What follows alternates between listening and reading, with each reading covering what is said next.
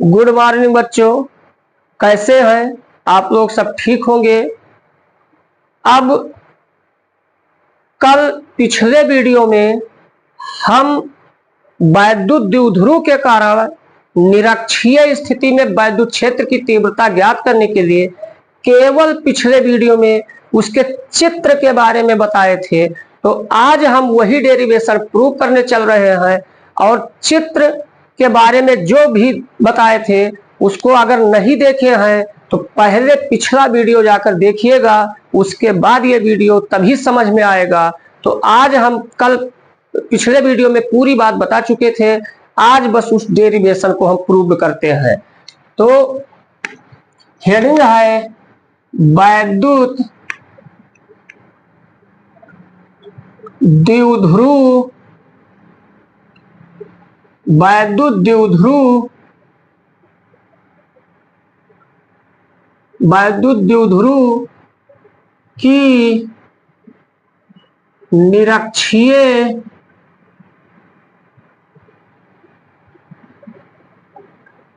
स्थिति में, निरक्षीय स्थिति में वैद्युत क्षेत्र की तीव्रता। अब देखिए, इसका हमने विस्तृत पिछले वीडियो में बता दिया है, तो पहले बच्चों उसको देखिए, तब यहाँ आइए।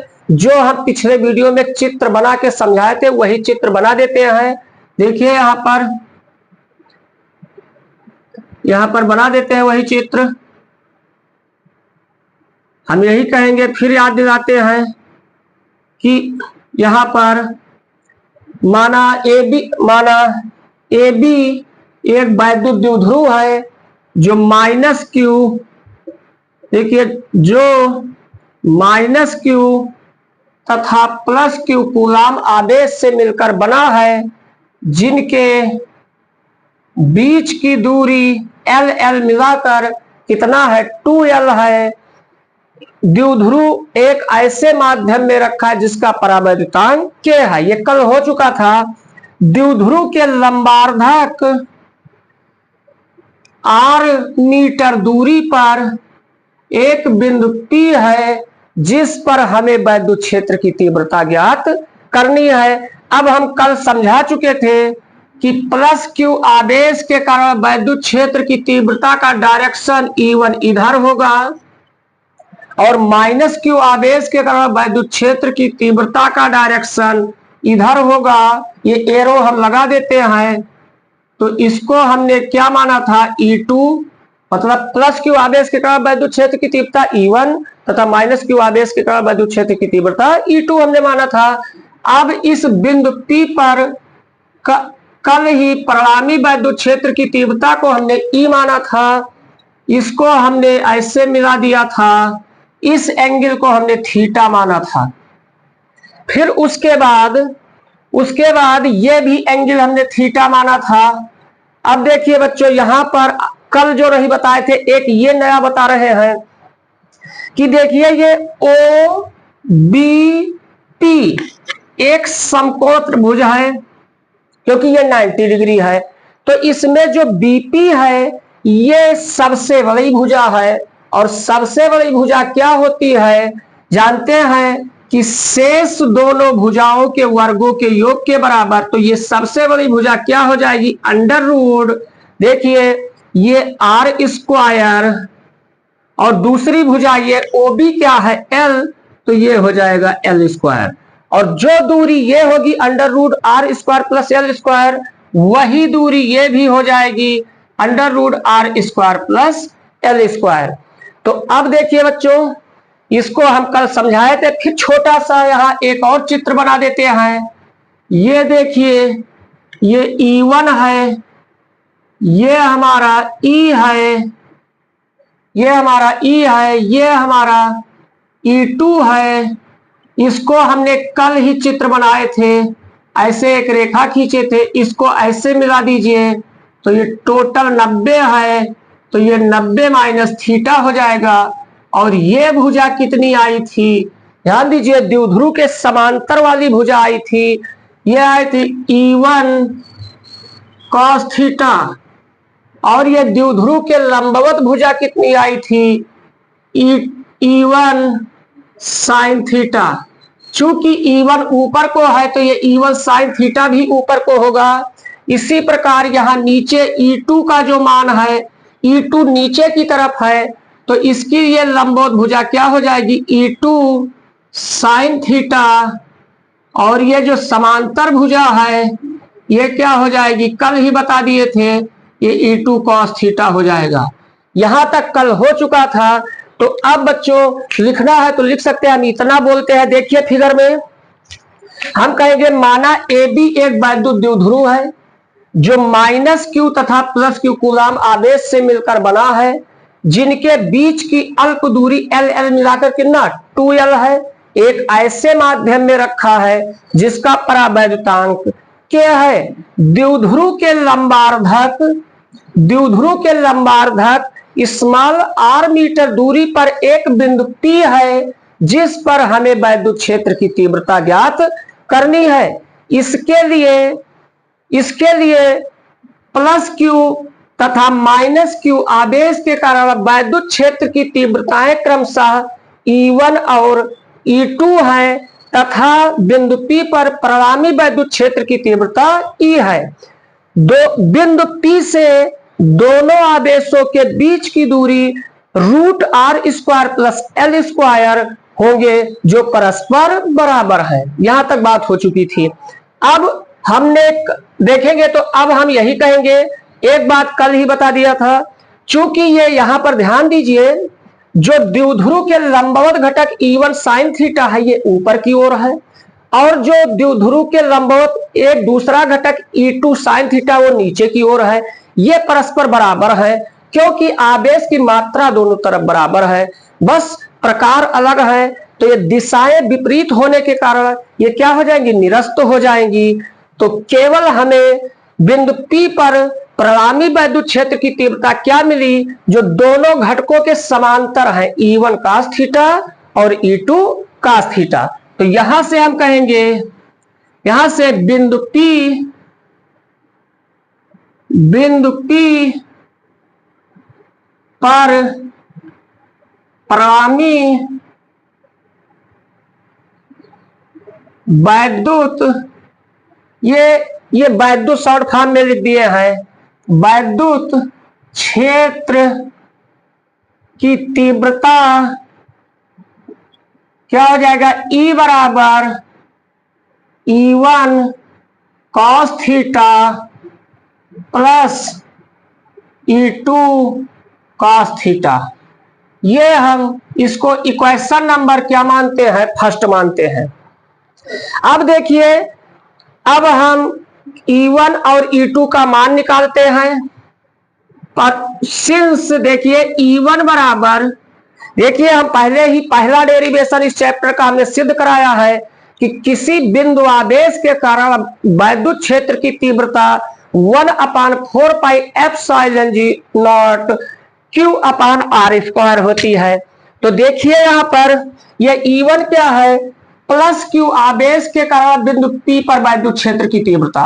तो ये क्या हो जाएगा, उसी फार्मूले से E1 इक्वल 1/4 पाई एप्सिलॉन के, चूंकि परावैद्युतांक माध्यम के अगर माने हैं तो के लिखिए, नहीं माने हैं कोई बात नहीं। और वो आवेश Q है। और बच्चों ये बहुत इंपॉर्टेंट बात देखें, क्या होता है, दूरी का स्क्वायर r² होता है। और यहां पर देखिए +q की बिंदु P से दूरी क्या है, √r² प्लस L²। तो जैसे इस रूट में वर्ग लगाएंगे, रूट क्या हो जाएगा, गायब हो जाएगा। सब लोग जानते हैं रूट और वर्ग की दुश्मनी है, जहां रूट और वर्ग आएंगे दोनों नष्ट हो जाएंगे। तो यहां पर जब वर्ग करेंगे तो नीचे केवल रूट गायब होकर क्या रहेगा, r² प्लस L²।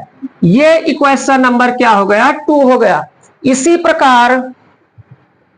प्रकार देखिए E2 बराबर भी वही 1/4πε0 आदेश Q है और दूरी भी समान है, उसका वर्ग करेंगे तो क्या हो जाएगा r² प्लस l²। ये इक्वेशन नंबर क्या हो गया, थर्ड हो गया।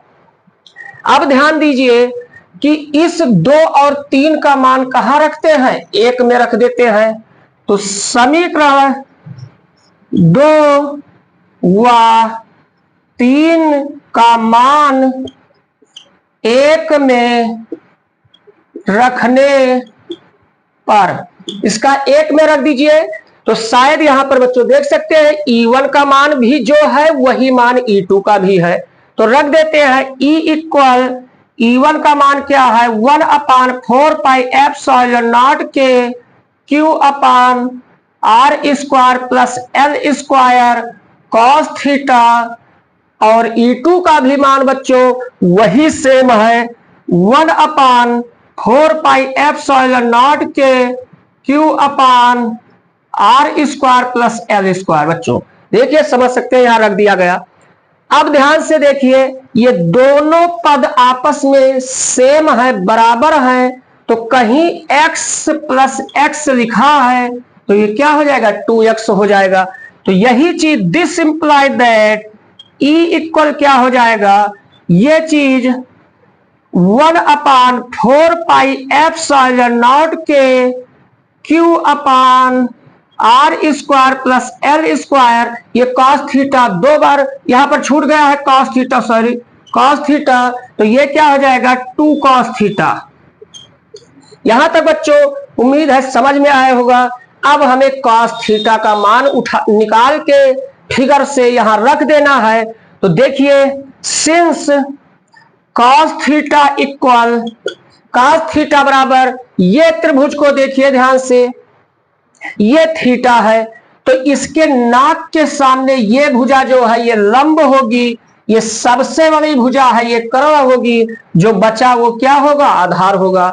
और cos थीटा बराबर होता है आधार बटा कर्ण, तो देखिए आधार है l, तो और ये सबसे बड़ी भुजा क्या है √r² प्लस l², तो इसको हम देखिए बच्चों यहां पर √x कहिए चाहे x के पावर 1/2 कहिए, दोनों में कोई अंतर नहीं है। तो ये जो रूट लगा है हमें लिख देते हैं r² प्लस l² के पावर 1/2।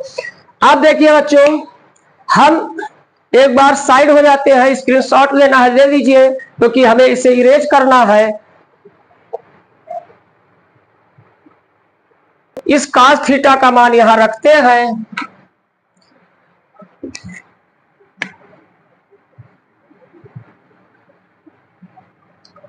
तो यहां ध्यान दीजिए क्या था E इक्वल 1/4πε0 के Q/, देखिए यहां पर r² प्लस l², और देखेंगे 2 है, cos थीटा का मान ये देखिए ये आया है, तो ये क्या हो जाएगा 2l/r² प्लस l² के पावर 1/2।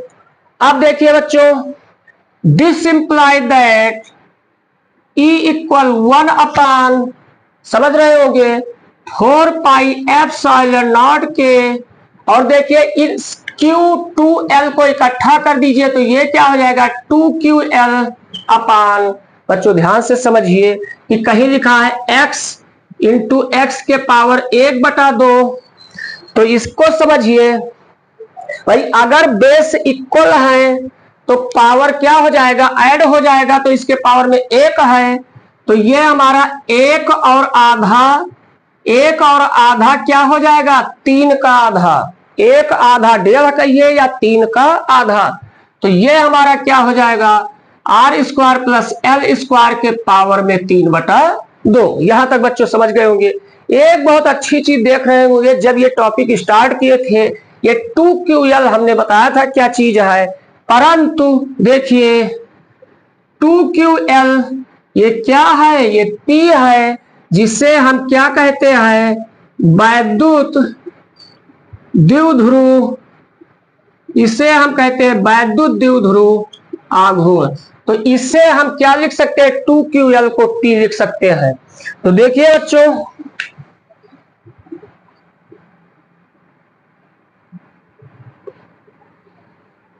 अब ध्यान से, तो ये क्या हो जाएगा, Therefore E equal 1/4 pi epsilon not के 2QL को बच्चों क्या लिख सकते हैं, P लिख सकते हैं, P/R² प्लस L² के पावर 3/2।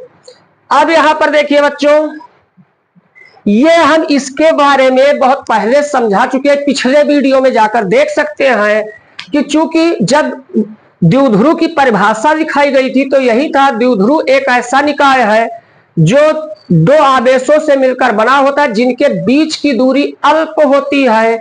इसका मतलब AB की दूरी अल्प है तो उसकी आधी दूरी अल्प की भी आधी है। तो इसका मतलब सिंस ये जो आधी दूरी L है ये लेस होगा किससे, R से। तो जब L बहुत बहुत छोटा होगा R से तो इसका मतलब इसका वर्ग कर दिया जाए, दिस इंप्लाइड है, तो L² टेंस टू क्या हो जाएगा, 0। मतलब L² का मान हम 0 ले सकते हैं।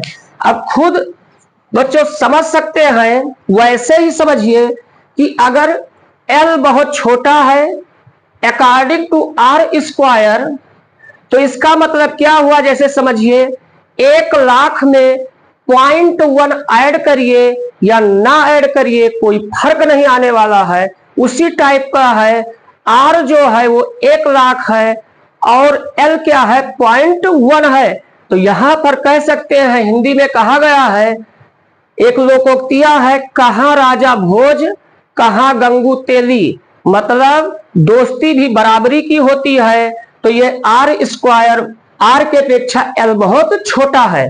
तो देखिए L² टेंस टू 0 हमने कर दिया, तब E इक्वल क्या हो जाएगा, यहां पर देखिए ये L² गायब हो गया बच्चों, तो बचा क्या, 1/4 पाई एप्सिलॉन नॉट के ऊपर बचा P। और ध्यान से देखिए, ये जब L² गायब हो गया तो ब्रैकेट के अंदर R² बचा और उसके होल पावर में 3/2 बचा। तो ये स्क्वायर और 2 कट जाएंगे तो नीचे केवल क्या बचेगा, R³ बचेगा। तो बच्चों यहां तक समझे होंगे। अब अंत में कह सकते हैं कि निर्वात अथवा वायु के लिए K इक्वल क्या होता है, 1 होता है। तो E इक्वल क्या हो जाएगा, 1/4 पाई एप्सिलॉन नॉट P/R³ हो जाएगा। और देखिए हम पहले ही बताए थे कि मात्रक जरूर लिखना है, तो मात्रक क्या हो जाएगा, न्यूटन प्रति कूलम। तो ये एक बार फिर बच्चों याद दिलाते हैं कि पीछे के वीडियो में जाकर जब इस चित्र के बारे में समझ लेंगे तो यहां पर कोई दिक्कत नहीं होगी। आशा करते हैं कि आप लोग अच्छे से समझ गए होंगे।